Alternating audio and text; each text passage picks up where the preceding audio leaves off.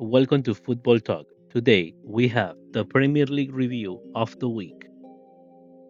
First, the Premier League champions, Manchester City, who lost for the rest of the season, one, if not their most influential player on and off the field, a Spanish defensive and creative midfielder, Rodri, who suffered an injury that will keep him out until the end of the season.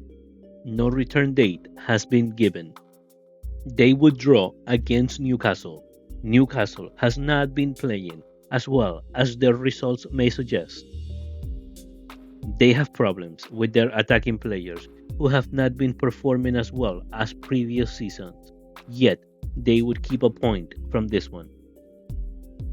City struggled most of the game to find combinations that would allow them to break Newcastle's defense until the 35th minute when Guardiola would open the score.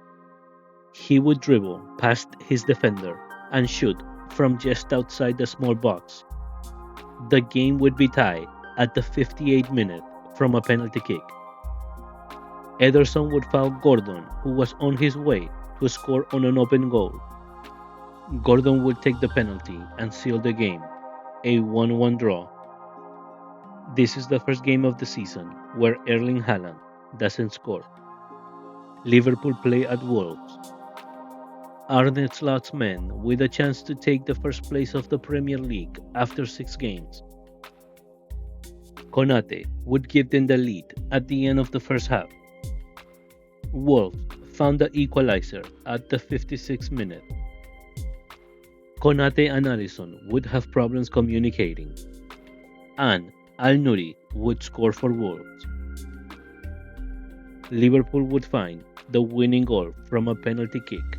Salah would score. A solid performance from Liverpool at times with rhythm and verticality.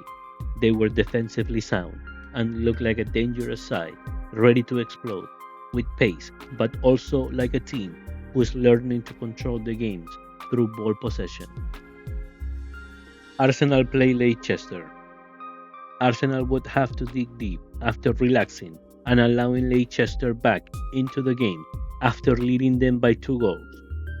Leicester wouldn't be able to hold Arteta's men, and in the 94th minute, yes, you guessed it, from a corner kick, Trossard would shoot from a strange angle, finding the legs of Ndidi, who scored again his own net, giving Arsenal a 3-2 lead in a season that is turning out very magical for the Gunners. Kai Havertz would score the 4-2 after a VAR review. Leicester is not looking good at the moment. They are one of the sides who were promoted to the Premier League this season. I believe they could find some results, and stay in the Premier League at least one more season. Manchester United play Tottenham at Old Trafford. The Red Devils, who have not been able to start the 2024-2025 season in a positive way, failed to show up against Postecoglou's team. Tottenham looked better than Manchester United in almost every aspect of the game. Tottenham started the game with more intensity, and in just 3 minutes, a solo run from Van der Ven from his own half would surprisingly receive no pressure from Manchester United's midfield and defense, allowing him to go deep inside the box, playing a powerful cross to Johnson, who was unmarked on the second post, pushing the ball for an 0-1 in just the first 3 minutes. This couldn't look worse for Manchester United until, in the 42nd minute, Bruno Fernandes was given a red card for a reckless challenge on James Maddison. After that, Spurs would find their second and third goal very easily. Ten Hag is not finding any consistency so far this season, and he definitely looks on the way out. Chelsea played Brighton at Stamford Bridge, and they would have a historical game. After Sanchez, their goalkeeper, made a mistake and gave Brighton the lead, the Cole Palmer show would begin. He would make history and become the first player to score 4 goals in the first half in the history of the Premier League. Chelsea have made a surprising start of the season under new coach Maresca. They won the game 4-2. Aston Villa were surprised by Ipswich. They had to work hard after Ipswich's surprising early advantage. Ipswich took the lead in the 8th minute of the game, but Aston Villa would make a comeback.